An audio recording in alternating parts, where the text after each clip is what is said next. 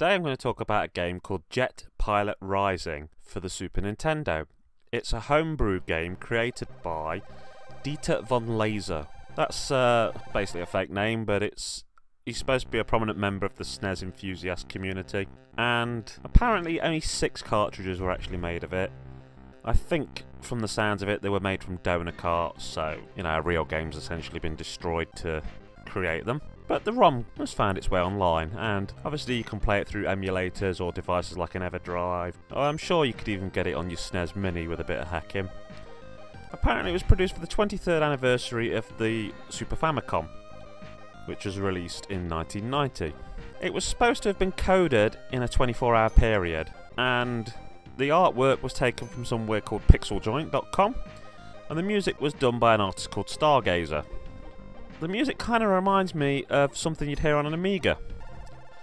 The game has an intro featuring a picture of a cat, and there's what I believe is a poem in German.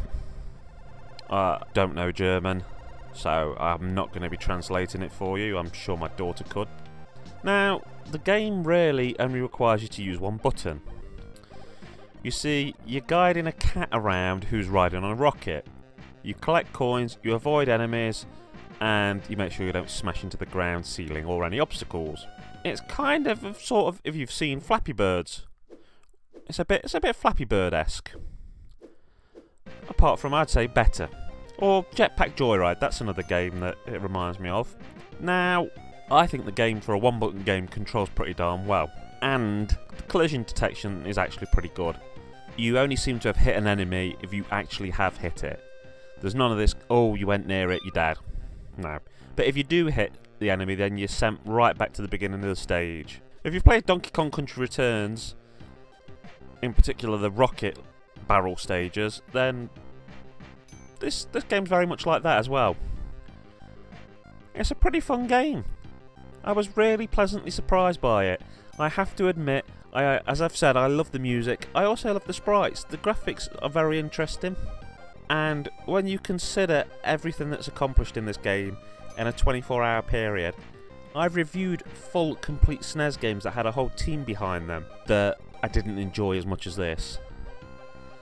I would actually say this game is better than things like Ultraman, The Rocketeer.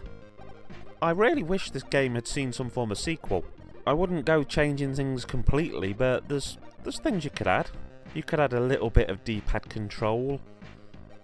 I mean, I found myself pushing the D-pad forward and backwards, thinking it would help matters somehow, even though it's not supposed to. A bit like the way you lean in Mario. Well, some people lean when playing Mario Kart, even though, you know, leaning with a SNES controller is never going to do anything. Something in your brain says that if you press the D-pad, it'll have an influence on it. But you could make a version of this with the D-pad having some influence. You could make it so that you could fire at enemies. But that's the thing, that's the crucial thing about this. I enjoyed playing this game, and it also made me want to see more. And I know I'll come back to it. It's not a game which I would play for hours and hours and hours. It's not going to be something like Mario World. But I could see myself keep coming back to this. And I have the desire to see more. To see the idea extrapolated upon. To see things added to it. To see a further game in the franchise. And that's certainly something the likes of the Rocketeer never ever did for me. Okay, basically I just wanted to raise awareness of this little game and show it off a bit. Kerr9000 signing out. Enjoy the rest of your day.